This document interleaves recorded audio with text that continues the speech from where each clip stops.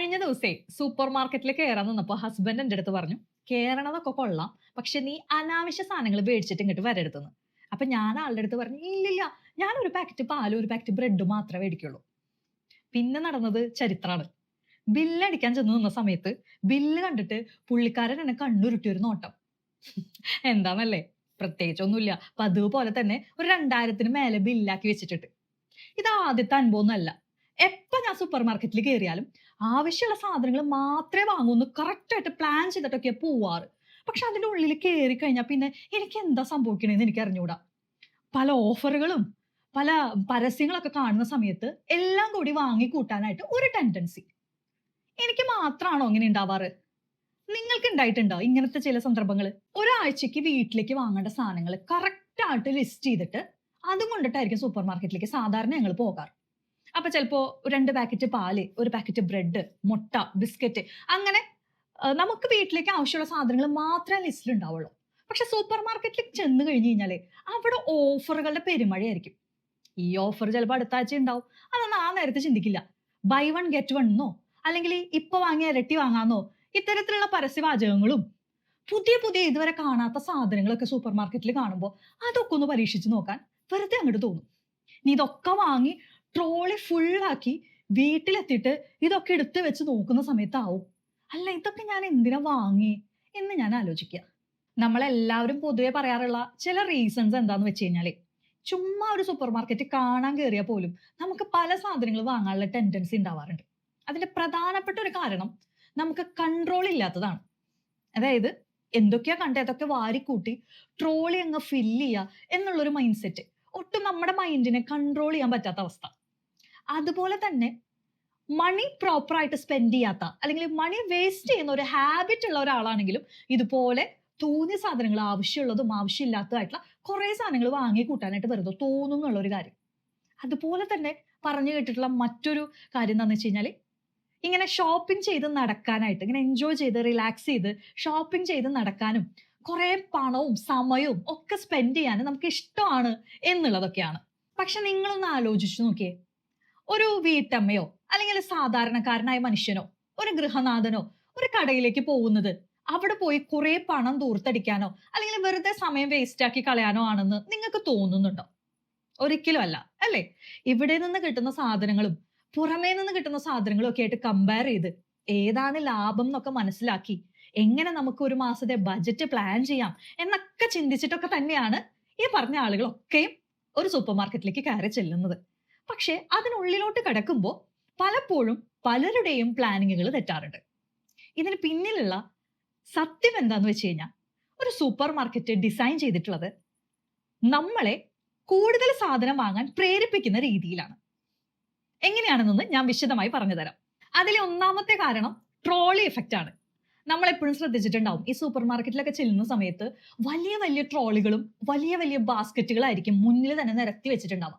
നമ്മൾ ഉള്ളതിൽ ഏറ്റവും വലുത് നോക്കി തന്നെ എപ്പോഴും സെലക്ട് ചെയ്യുകയും ചെയ്യും. എന്നിട്ട് ഈ ട്രോളിയോ ഈ ബാസ്ക്കറ്റോ കൊണ്ട് നടക്കുന്ന സമയത്ത്, ഇത്ര വലിയ സൂപ്പർ മാർക്കറ്റിൽ കയറി ഇത്ര അധികം സാധനങ്ങളുണ്ട്, എങ്ങനെയാ ഒരു 1-2 ഐറ്റം മാത്രം മേടിച്ചിട്ട് ബില്ല് ചെയ്യുക എന്നുള്ള ഒരു തോട്ട് നമുക്ക് വരാനുള്ള സാധ്യത കൂടുതലാണ്. അപ്പൊ ഈ ട്രോളി ഒന്ന് ഫില്ല് ചെയ്യാൻ അല്ലെങ്കിൽ ഈ ബാസ്ക്കറ്റ് ഒന്ന് നിറഞ്ഞിരിക്കാനാണ് നമ്മുടെ മൈൻഡ് എപ്പോഴും ശ്രദ്ധിക്കുക. അത് കാരണമാണ് നമ്മൾ ആവശ്യമുള്ളതും ആവശ്യമില്ലാത്തതായിട്ടുള്ള കുറെ സാധനങ്ങൾ സത്യം പറഞ്ഞാൽ പിന്നീടൊക്കെ ഉപയോഗിക്കാന്നൊക്കെ ചിന്തിച്ചിട്ടായിരിക്കാം ആ സമയത്ത് നമ്മൾ വാങ്ങി നിറയ്ക്കുന്നുണ്ടാകാം. അപ്പൊ ഇതാണ് അനാവശ്യമായിട്ടുള്ള സാധനങ്ങൾ പോലും സൂപ്പർ മാർക്കറ്റിൽ പോയി വാങ്ങിക്കൂട്ടുന്നതിന്റെ ഒരു പ്രധാന കാരണം. രണ്ടാമത്തെ ഒരു കാര്യം എന്താന്ന് വെച്ച് കഴിഞ്ഞാല് പ്രൊഡക്റ്റ് പ്ലേസ്മെന്റ് ട്രിക്കാണ്. അതായത് നമ്മളൊരു സൂപ്പർ മാർക്കറ്റിൽ കയറി ട്രോളിയോ ബാസ്ക്കറ്റോ എടുത്ത് നമ്മൾ ഇങ്ങനെ മൂവ് ചെയ്യുന്ന സമയത്ത് നമ്മൾക്ക് ഏറ്റവും അത്യാവശ്യമുള്ള സാധനങ്ങൾ, അതായത് അരി, പഞ്ചസാര, പച്ചക്കറി, പാല്, മുട്ട, ഇത്തരത്തിലുള്ള സാധനങ്ങൾ വാങ്ങാനാവുമല്ലോ നമ്മൾ സൂപ്പർ മാർക്കറ്റിൽ കയറിയിട്ടുണ്ടാവുക. പക്ഷെ ഈ പറഞ്ഞ സാധനങ്ങളൊന്നും നമുക്ക് മുന്നിലൊന്നും കാണാൻ പറ്റില്ല. ഇത് ഏറ്റവും ബാക്കിലായിരിക്കും പ്ലേസ് ചെയ്തിട്ടുണ്ടാവുക.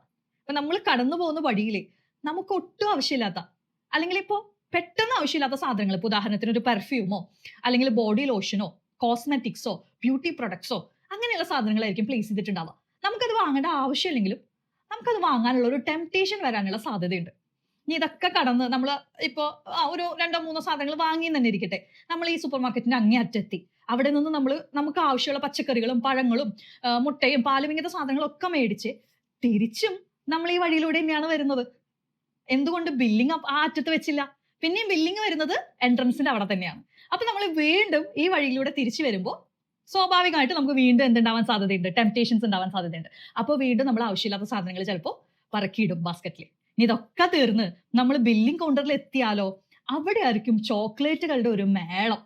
നമുക്ക് ആവശ്യമുള്ളതും ആവശ്യമില്ലാത്തതായിട്ടുള്ള കുറെ ചോക്ലേറ്റ്സുകൾ ചിലപ്പോൾ ആ ഏരിയയിൽ അറേഞ്ച് ചെയ്തിട്ടുണ്ടാവും. അപ്പൊ ബില്ലിങ്ങിന് വെയിറ്റ് ചെയ്യുന്ന സമയത്ത് നമുക്ക് ചിലപ്പോൾ അതിൽ നിന്നും പലതും നമ്മുടെ ബാസ്ക്കറ്റിലോട്ട് എടുത്തിടാനുള്ള ഒരു ടെൻഡൻസി വരാറുണ്ട്. ഇനി മൂന്നാമത്തെ ഒരു റീസൺ എന്ന് പറയുന്നത് ഐ ലെവൽ ബൈ ലെവൽ ടെക്നിക്കാണ്.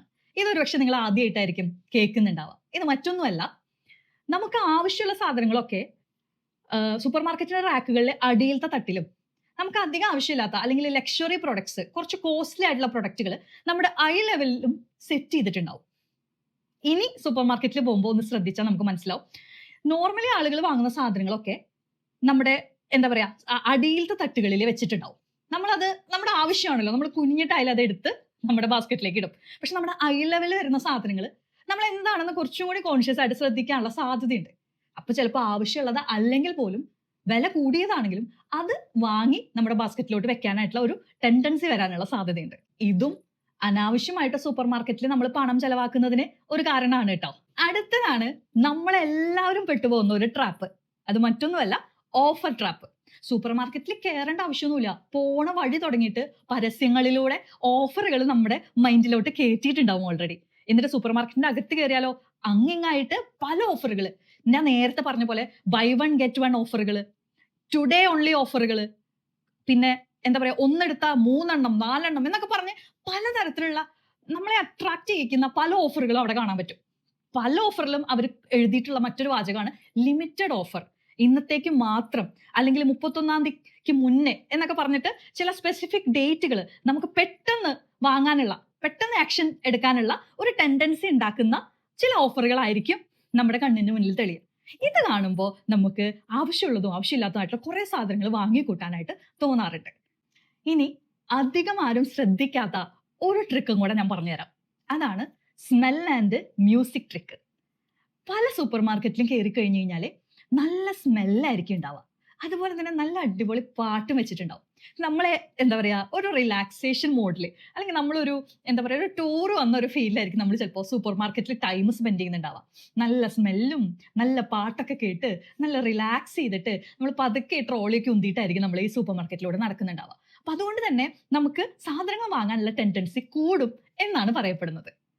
ഉദാഹരണത്തിന് ഇപ്പോൾ ഒരു ഹൈപ്പർ മാർക്കറ്റ് ആണെന്ന് വിചാരിക്കാം. അവിടെ ചിലപ്പോൾ ബേക്കറി ഐറ്റംസും ഫുഡ് ഐറ്റംസും ഒക്കെ ഉണ്ടാവും. ഇപ്പൊ വിശന്നിട്ട് ഒരു ഉച്ചനേരത്താണ് ചെല്ലുന്നെങ്കിൽ പറയും വേണ്ട, നമുക്ക് ഫുഡ് ഐറ്റംസ് വാങ്ങുന്നതിൽ ഒരു കൺട്രോളും ഉണ്ടാവില്ല. ശരിയല്ലേ? കാരണം വേറൊന്നുമല്ല, ആ ഒരു ഭക്ഷണ പദാർത്ഥങ്ങളുടെയൊക്കെ മണം നമ്മുടെ മൂക്കിലേക്ക് അടിച്ചു കയറുന്ന സമയത്ത് ഓട്ടോമാറ്റിക്കലി അത് വാങ്ങാനുള്ള ഒരു കൊതി നമ്മിൽ ഉണ്ടാവാറുണ്ട്. ചുരുക്കി പറഞ്ഞാൽ സൂപ്പർ മാർക്കറ്റ് വെറും ഒരു ഷോപ്പല്ല, അത് നമ്മുടെ ബ്രെയിനിന്റെ ഒരു പ്ലേ ഗ്രൗണ്ട് കൂടിയാണ്.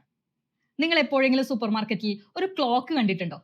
അല്ലെങ്കിൽ നമ്മൾ സൂപ്പർ മാർക്കറ്റിൽ സാധനങ്ങൾ വാങ്ങുന്നതിന്റെ ഭാഗങ്ങളിലായി എവിടെയെങ്കിലും ഒരു ജനലോ വാതിലോ കണ്ടിട്ടുണ്ടോ?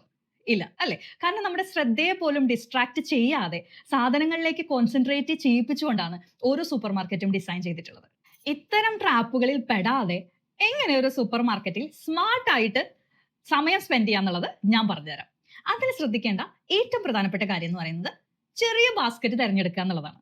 സൂപ്പർ മാർക്കറ്റിൽ കയറുമ്പോൾ പല വലുപ്പത്തിലുള്ള ബാസ്ക്കറ്റും ട്രോളിയും ഒക്കെ ഉണ്ടായിരിക്കും. അതിൽ ഏറ്റവും ചെറുത് മാത്രം എടുത്തുകൊണ്ട് വേണം അതിന് ഉള്ളിലോട്ട് പോകാനായിട്ട്. അപ്പൊ നമുക്ക് വാങ്ങാനുള്ള സാധനങ്ങളുടെ എണ്ണത്തിൽ കാര്യമായിട്ടുള്ള കുറവ് വരും.